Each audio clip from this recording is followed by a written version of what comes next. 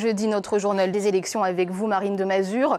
Alors, on l'a vu tout à l'heure, le Premier ministre est à Tours ce soir, une venue stratégique car la gauche est en difficulté en Indre-et-Loire. Oui, le département, on l'a dit, pourrait basculer. Au premier tour, le PS n'a récolté que 20% des suffrages exprimés. La faute au contexte national, mais aussi parfois des divisions entre les forces de gauche. Alors, vont-elles s'entendre, se retrouver pour le second tour? Alliance, défiance, report de voix, consigne de vote. On fait le point avec Nathanaël Lemaire et Luc Perrault.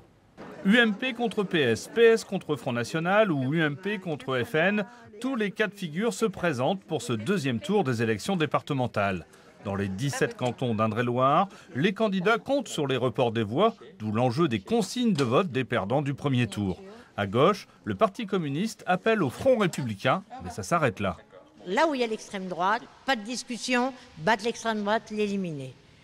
Là où on a UMP, PS, donc pour nous, pas de consigne de vote. C'est clair, puisque les politiques d'austérité, elles sont menées par François Hollande, Manuel Valls, et aussi menées par la droite.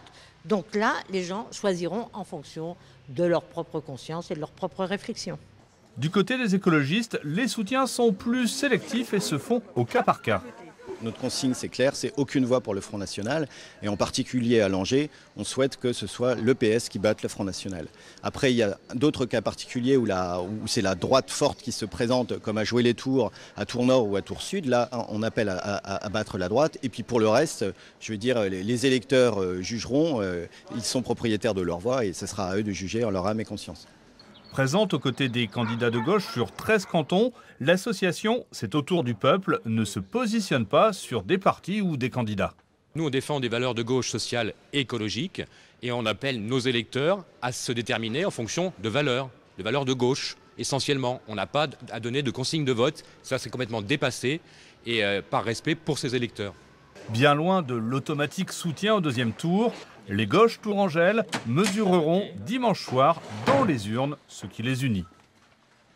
Des partis qui appellent ou non leurs électeurs à voter pour tel ou tel candidat, Front républicain, Nini, Alliance. Mais vous, qu'en pensez-vous? Suivez-vous les consignes de vote? Influence-t-elle votre choix? Nous vous avons posé la question. Parole de citoyens recueillie à Orléans. Je ne voterai jamais pour quelqu'un que je ne supporte pas. Ça, c'est clair.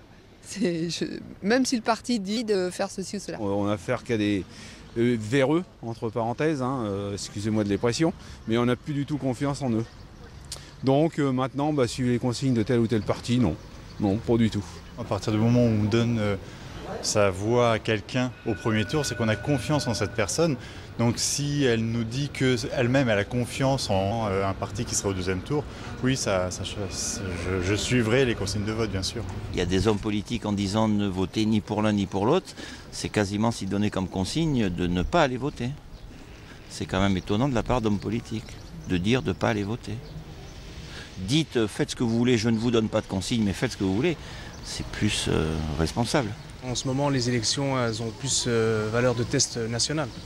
Donc s'il y a beaucoup de gens qui ne s'y intéressent pas, je comprends qu'il y a beaucoup d'abstention. Donc moi, si mon parti me dit de voter, me donne des consignes, je ne suis pas forcément. Je suis libre.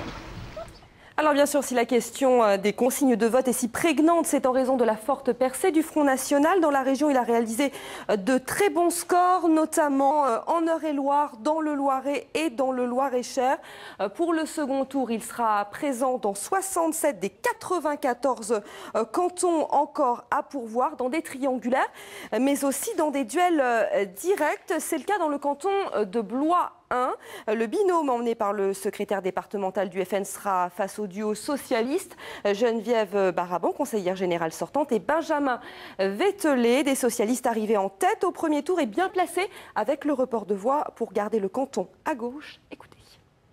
À Blois, on a une majorité municipale d'une gauche rassemblée et aujourd'hui, sans ambiguïté, le Parti communiste, les écologistes nous ont fait part de leur soutien, pour certains à titre personnel, pour d'autres de manière plus précise. Mais en tout cas, dimanche prochain, la gauche sera rassemblée pour avancer positivement sur nos propositions pour le département et puis pour faire barrage au Front National. L'UMP et Maurice Leroy, le président du Conseil général, ne font pas le choix entre des candidats républicains qu'ils connaissent et le Front National.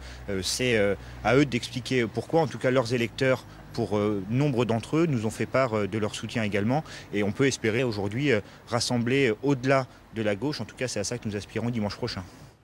Tweets, blogs, réseaux sociaux. Sur Internet, c'est aussi la dernière ligne droite pour les candidats. On voit tout cela avec Emmanuel Tixier. C'est notre rubrique Vue du Web.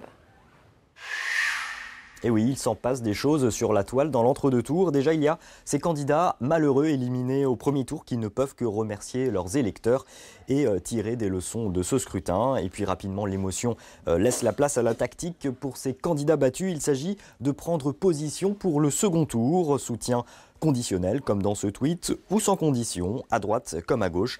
Alors à quelques jours du second tour, c'est la dernière ligne droite dans les 94 cantons qui restent à doter en conseillers départementaux. Sur Twitter, certains le confirment, ils seront bien de la partie dimanche prochain. Avant d'appeler à la mobilisation des électeurs lors des ultimes réunions publiques, aucune trêve décidément sur Twitter jusqu'à dimanche. Merci Marine, merci Emmanuel. On se retrouve donc dimanche pour notre deuxième soirée électorale.